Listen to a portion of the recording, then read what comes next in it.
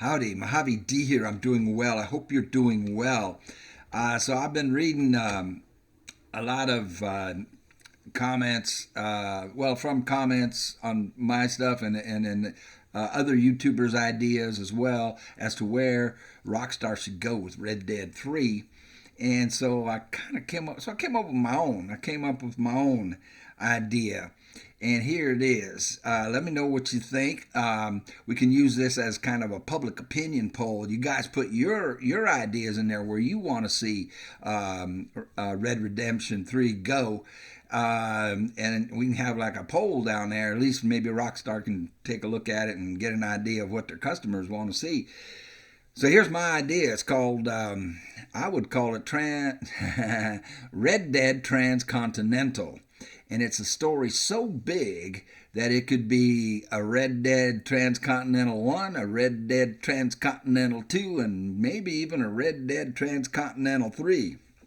So it's about the building of the Transcontinental Railroad, an event that impacted and changed the entire world. Definitely changed North America and the United States, but it impacted the entire world. It spelled the death knell for the American Indian. They saw it coming. They saw the writing on the wall. It was also the death knell for the Western frontier. It ended the Western frontier. The building of the Transcontinental Railroad connecting the East Coast with the West Coast, uniting the United States in a commercial kind of way, as far as trade goes, and as far as expansion goes, and civilizations building up, towns and cities sprung up all over the place. But it was, in fact, the death knell for the Native American Indian, and they knew it. They saw it. They saw the writing on the wall, and they said, we cannot allow this. We have got to stop this because they're going to come across here and they're going to take away our home. They're going to take away our land and our way of life. And so that's a story that has the good, the bad, and the ugly. On the good, goods, in order to get goods from the East Coast to the West Coast in those days would cost about $1,500, which was a large amount of money for that times. And once that thing was completed, once they got that railroad completed, that cost dropped to $150, a mere fraction. So there wasn't a lot of trade. So this is how it impacted the world economically to the good. The Eastern European countries, so you to go from Russia, China, all the way down Eastern Asia, all the way down to Australia, all the Eastern European countries weren't that interested in trading with the United States because they wanted to get to where the population was, which would be the East Coast.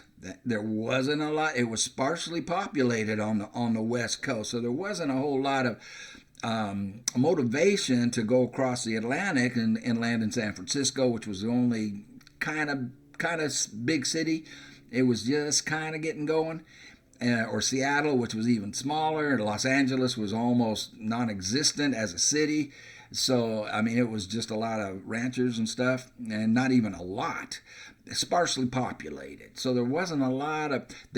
If you were an Eastern Asian country and you wanted to trade, you wanted to get it to the East Coast. And it was very costly and very expensive, and basically your best route would be you would have to go around the Cape of Africa, which was very dangerous. Lots of pirates, and you got pirates to deal with. You got extremely high seas, and your boat could get sunk. Your ship could get sunk going around that horn, and it was slow, and it was expensive, and it was dangerous. Same thing so there wasn't a lot of trade. As it boomed after that was connected, after we got the Transcontinental Railroad built, and which was built by Chinese men and Irish men. Chinese men building from the west to the east. They had to cross the Sierras. The Irishmen coming from Ireland, the immigrants coming there looking for a better life, building from the east to the west. So where was I? Well, I got off track with that. Well, let's just continue with that. The challenge for the Chinese workers, they hired 14,000. 14,000. That was a tremendous number of Chinese men to build, and their challenge was the Sierra Nevada. Just getting across the Sierra Nevada was monumental. It was a Herculean task, and the Chinese workers were up to it. Very difficult, very dangerous, but that was their challenge. And think about the logistics of that, getting a supply lines established, because they needed the materials to build the railroad, but they also needed food, and they needed supplies for shelter, and little towns and villages cropped up all along, and some of those are permanent and still there, and towns were established. Coming from the east, building west, the Irishmen, well, there were Germans and Italians in that group also, but predominantly Irish to probably 90%. It was easier because it was flatter, right? And their challenge was the American Indians, who said no, we cannot allow this. And if you look at the historical pictures, you'll see that the men building from the east to the west were always armed. They always had a rifle nearby. It's always there in the pictures because they had to be ready for an attack at any time. So once this thing was built, the way it impacted the entire world was now all of Western Europe, right? From the Netherlands, the British Isles, down to France and Spain, and all the way down and over to Greece and Italy and Germany. All of that, if they wanted to trade with the West, which they didn't really want to, with the western part of the United States, California, Oregon, Washington, all the way up there, they didn't really, there wasn't that much demand. But if they wanted to, they would have had to send their ships around the Horn of South America. Same deal with going around the Horn of Africa. You've got the Cape of Africa. You've got rough and dangerous seas. You've got pirates, and it's long and it's expensive. Now, though, once that was complete, all they had to do was go across the Atlantic, put their cargo on a train in New York. Boom, it gets all the way across to California very quickly, comparatively quickly, and only $150. Boom, went trade, all coming from Western Europe, right? Because just get across the Atlantic. Same thing on the other side, the Eastern Asian countries and continents, and all of that on the east. All they had to do, all we got to do is get across the Pacific now. We put our goods on a train for $150. We get it all the way to New York, and we can sell it all the way to towns and cities that were cropping up left and right all along the way. So that's how it impacted the whole world, the economy of the whole world. Now, the reason it killed the western frontiers because immigrants came from both sides. They came from Europe, coming to New York, getting on trains. They want to get out west, seeking a better life, and from the east, all the Eastern Asian coming right to San Francisco and building and looking for a better life all along the west coast of the United States. So this monumental explosion occurred with the population and with the Industrial Revolution that the United States grew faster than any country in the history of the world. So Transcontinental, Dead Transcontinental. I'm just giving you the setting, the time for it. Now, in the middle of all of this, and that wave of immigration, not only did it end, the western frontier, because now you've got urbanization and you've got industrialization just booming. It was, as I've already said, that tidal wave the poor American Indian didn't have a chance. They just got washed away in that tidal wave. And there's a great story arc here. We'll get into that in a minute. But I'll leave that to the Red Dead. That's why they get the big bucks, right? I'm just a foot soldier in this army, man. They get the big bucks for coming up with story arcs. But you could have a story arc with an American Indian. It could be a chief. It could be any just a warrior, an American Indian warrior, and their struggle, their valiant and violent struggle to stop this, and unfortunate the unfortunate end for them. They had no chance. You could have an Irishman, building a railroad from the east to the west as your protagonist, and there's a story arc there. You could have a Chinese man building from the west to the east as your protagonist, and the story there and the struggle there. I don't know, man. Like I say, Rockstar, you get the big bucks. You figure that out. I'm just giving the setting. And now all of this is happening in the antebellum time, prior to the Civil War. But the Civil War breaks out in the middle of all of this. All right? The Civil War breaks out and stops the whole thing from happening. So chapter 4 of Dead Transcontinental is the solving of the Civil War, the ending of the Civil War, and then all the cleanup, all the post-Civil War cleanup, the mess, the tragedy of all of that. More Americans were killed in that war than any other war in the world. I think maybe more people were killed in that than any war, period. And so all of the ugliness of that and the good, however, of the ending of slavery in America. That's it. No more. And then enter one of my personal inspirational heroes, John Henry. Okay, John Henry. And I tell you what, I love, John Henry, a man ain't nothing but a man, but before I let that steam drill beat me down, I'll die with my hammer in my hand. Lord, I'll die with my hammer in my hand. The conflict of humans against machine, right? And he beat it. Excuse me. Now, oh gosh, I might have to pause here for a second. Let me get a drink of water. Okay, where was I? Oh, John Henry, a true American hero, and one of my inspirations, part of my motivational part of me and inspirational part of me, I draw from John Henry, the story of John Henry. It's great story, man, and he beat that steam drill. A couple things about John Henry. He died, of course. I mean, he fought so hard to beat that thing, and his heart gave out, and he died. But it's really cool and this is eyewitness historical fact, all right. And there's been songs and legends and the myths of John Henry, but it's the true part of it is his wife's name. I forgot her name. Pollyann. If I got that wrong, I got it wrong.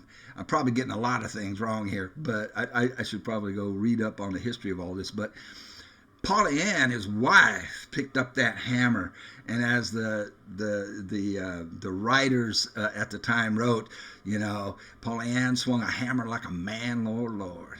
I love that, man. So, and then other things about him.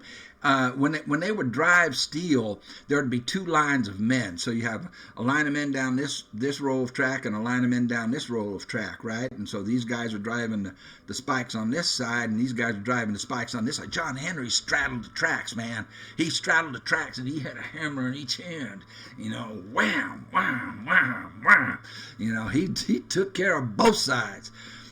Just a great story, John Henry. And I tell you who plays John Henry? Denzel Washington. You get Denzel Washington to play John Henry, and you have John Henry drive the final spike. Really funny story about the final spike is, and this is true, if I recall correctly. I read all this stuff a long time ago, and so my memory. Anyway, the guy, the big mucky mucks. So they get the two big mucky mucks, right? Politician mucky mucks, and you got the financiers. Oh, and this is another part of the story. The financiers. So you've got the two factions. The Chinese building from west to east, and the Irish building from the east to the west. Were competitors. They did not like each other. They were competitors. They were not friendly to each other at all. They were not allies. They were competitors trying to beat each other right to the middle.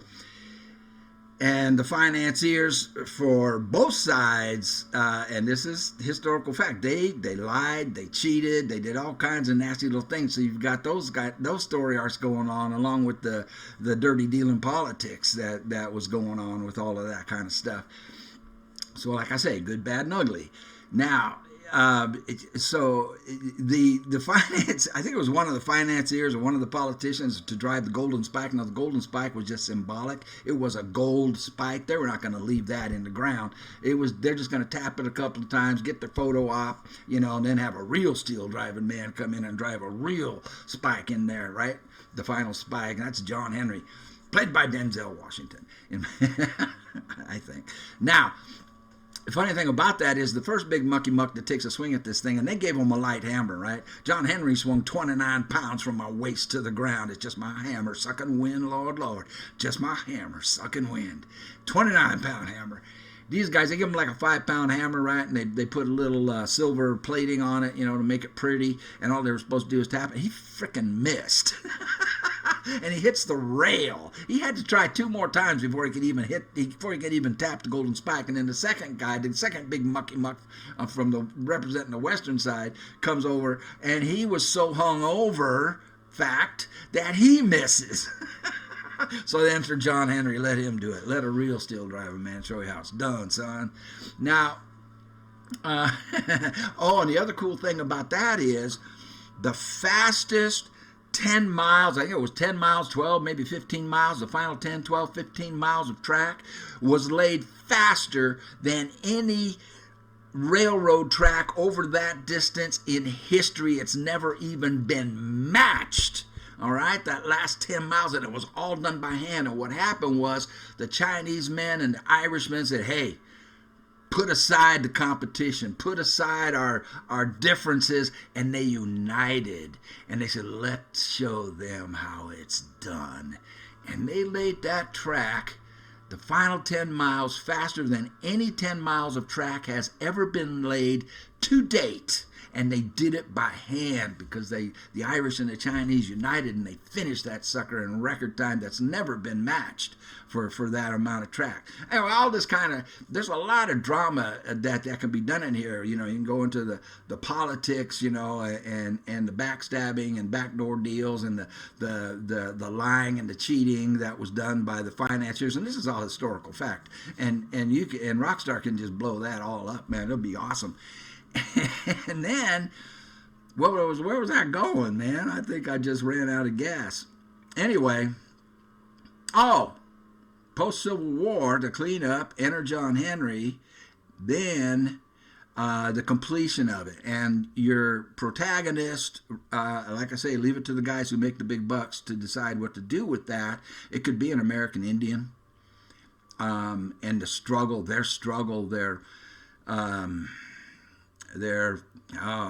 doomed to struggle, but nevertheless they struggled anyway. It's heroic because you don't just pick fights or battles that you can win. A hero fights even though for what he thinks is right, even though he knows he can't win, and that was the American Indian, that heroically trying to save their land and their way of life. That could be a protagonist. You could have an Irishman. Did I already talk about this? I kind of lost track because I had to go drink something because my throat got dry. The Irishman, you could have an Irishman as a protagonist, building from east to west. You could have a Chinese protagonist that you playable, building from west to east. I don't know. I'm just giving the setting that I think would be best, and that would also... It's such a huge story, and it's in keeping with the cowboy theme, right? That it's so huge that you could make it Red Dead Transcontinental 1, 2, and maybe even 3. So let me know what you think in the comments, and give your ideas, man. You might have better ideas, and it doesn't matter whether anybody thinks my idea is good or your idea isn't any good. That doesn't matter. What matters is let's at least get what we want expressed And who knows, probably nobody will see it, but at least you've got a place to express. Here's what I would like to see. Put that in the comments. Appreciate you all so much. I appreciate you for watching. Peace and love to everybody. Take care of yourselves, and we'll see you on the next one. I am working on something, and then I'm not real sure what we're going to do for the next series. It's still kind of, well, we've got to complete Fallout Las Vegas, so that's going to be part of it. But you guys have given me so many great ideas about other games. Anyway, peace out. You all take care of yourselves, and we'll see you on the next one. Thanks for watching.